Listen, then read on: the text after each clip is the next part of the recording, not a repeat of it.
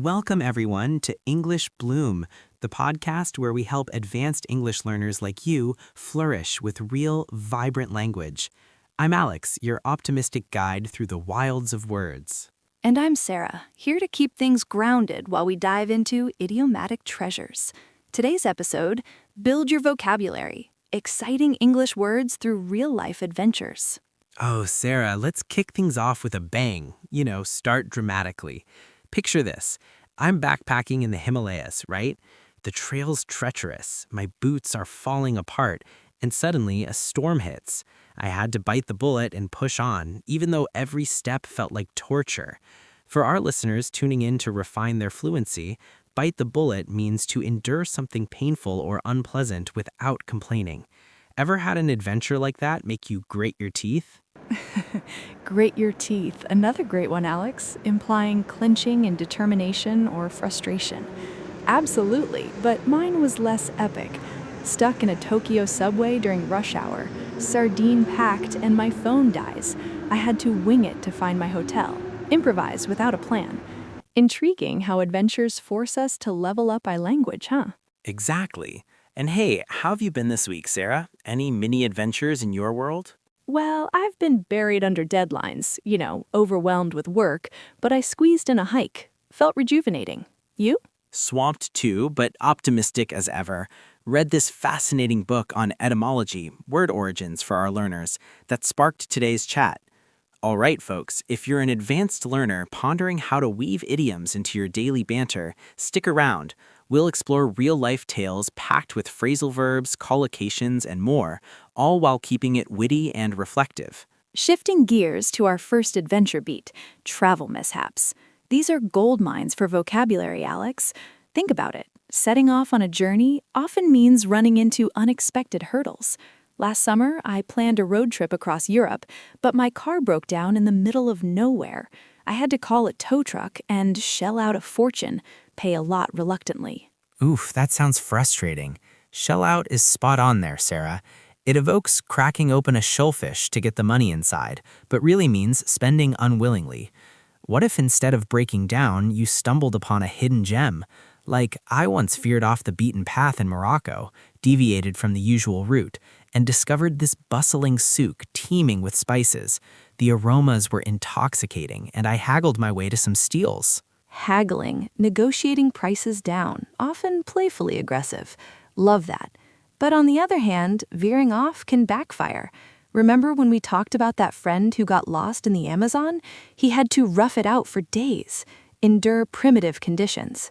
Builds character, albeit with a side of peril. Albeit, meaning although, a sophisticated connector for our B2 folks. True, but let's not gloss over the thrill. Travel adventures teach us phrasal verbs like embark on a quest or touch down in a new city. Sarah, what's a collocation that pops up in your travel stories? Oh, breathtaking views? Scenery so stunning it literally takes your breath away. Or jet lag kicking in, that exhaustion from time zones. Wait, seriously? You once beat jet lag by chugging coffee? Guilty as charged. Chugging, drinking quickly and in large amounts, but it backfired spectacularly. I was wired all night. Intriguing point though, these experiences embed language naturally. If you're listening and wondering, try journaling your own trips with phrases like hit the road for starting a journey. Exactly. Building on that, let's not overlook cultural faux pas, social mistakes. I once bowed too deeply in Japan and nearly toppled over. That taught me to save face, maintain dignity in embarrassment. Priceless. What if we flipped it? Imagine adventures where everything aligns perfectly, like stars aligning, a collocation for ideal circumstances. Grounded as I am, data shows most travels involve some chaos. A survey from Lonely Planet noted 70% of backpackers face delays. That said, it hones resilience. Honing, sharpening skills like a blade. Spot on. Okay, teasing ahead, our next beat dives into culinary escapades. Ever bitten off more than you could chew in a foreign kitchen? Culinary adventures. Now we're talking my language, Alex. Food explorations are rife with sensory vocabulary. Picture sinking your teeth into a street taco in Mexico, the flavors exploding, bursting intensely. Mouth-watering description. Sink your teeth into means engaging deeply, often literally with food. But what if it's too spicy? I once tried a Thai curry that set my mouth on fire, caused intense burning. Had to douse it with milk. Douse. Pour liquid over to extinguish. Classic overreach. On the flip side, discovering a dish that hits the spot, satisfies perfectly, can be euphoric. Like that time in Italy with gelato, creamy, decadent, and utterly divine. Divine, heavenly, a step up from delicious for our advanced learners. Intriguing, what if? What if adventures reveal cultural idioms? In English, piece of cake means easy, but in real life, baking one from scratch can be anything but. Gently pushing back. Data from cooking apps shows 40% of home chefs flop on first tries. Flop meaning fail miserably. But that's where phrasal verbs shine. Whip up a meal quickly or simmer down frustrations. Calm yourself, like reducing heat. Simmer down. Love that dual meaning. You know, Sarah, I once botched a paella in Spain. Rice everywhere. Botched, messed up badly. That's actually insane, but reflective of how adventures build vocab through trial and error. For listeners, notice the conditional. If I hadn't botched it, I wouldn't have learned salvage the situation, rescue what's left. Salvage, a nautical term originally, meaning recover from wreckage. Dry humor aside, these tales make language stick. Teaser, how about professional escapades next? Climbing the corporate ladder with linguistic twists. All right, professional adventures, Sarah, where the stakes are high. Think climb the ladder, that idiom for career advancement, step by grueling step. Grueling, exhausting, and demanding. True, but let's ground it with examples. In my journalism days, I had to chase down leads, pursue information relentlessly.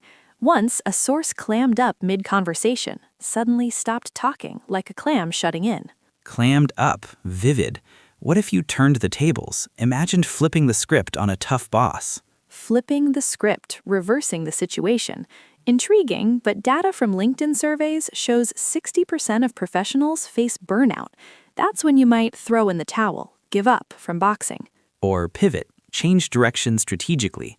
I pivoted from teaching to podcasting, and it paid off, yielded good results. Paid off, another phrasal verb gem. But on the other hand, pivots can fall flat, fail to impress. Remember our friend who quit law to start a bakery? Flour everywhere, but no dough, pun intended, meaning money. Dough for money, classic slang. That's witty. For our B2 audience, notice the passive. The business was doomed from the start, meaning destined to fail. Doomed, fated negatively. Exactly. These stories highlight collocations like bitter rivalry in competitive fields or seal the deal, finalize an agreement. Seal the deal, from old wax seals on contracts. What if we delved into mental adventures next, the inner journeys that stretch our minds? Stretching our minds, expanding capabilities. Let's segue there, but first, a listener-oriented moment. If you're pondering how to use seal the deal in emails, try it next negotiation. Mental adventures. These are subtler, Alex, but packed with abstract vocab, like embarking on a learning spree where ideas percolate, bubble up slowly like coffee. Percolate. Love that analogy, evoking gradual development. What if an eureka moment strikes, that sudden insight from Archimedes' bath? Eureka, Greek for I found it. Grounding it, studies show mindfulness boosts creativity, albeit requiring discipline. Boosts, increases, albeit, again, sophisticated. I once grappled with a philosophy book, struggled intellectually, and it reshaped my worldview. Grappled, wrestled with, reshaped, transformed. But pushing back, not all mental quests yield fruit. Some fizzle out, lose momentum gradually. Fizzle out like a dying firework. True, but the process hones critical thinking. For learners, complex structures. Had I not persisted, I would have missed the epiphany, a sudden realization. Epiphany, profound insight, intriguing. And tying back, these link to real-life risks like extreme sports adventures. Oh, extreme ones? Let's ramp it up. Increase intensity. Extreme adventures, bungee jumping, skydiving, where adrenaline surges. Heart in your mouth, that idiom for intense fear. Surges, rushes powerfully. Data from adventure tourism, participation up 20% post-pandemic. But I once white-knuckled a rock climb, gripped tightly in terror. White-knuckled, from clenched fists turning pale. What if it empowers you? Conquering fears can be transformative. Transformative, changing profoundly. That said, safety first. Don't bite off more than you can chew, as we said earlier. Call back to food. Nice segue. Phrasal verbs abound. Gear up for the challenge, prepare equipment-wise, or bail out if it's too dicey, abandon safely. Dicey, risky, bail out from parachuting originally. For our audience, reflect. How would you use gear up in a real-life adventure? Share on our socials. Teaser, next episode, idioms in pop culture. Stick around. That said, if you're blooming your English, subscribe, rate us, and practice these phrases in your next meeting. Thanks for joining. Until next time, keep communicating with edge.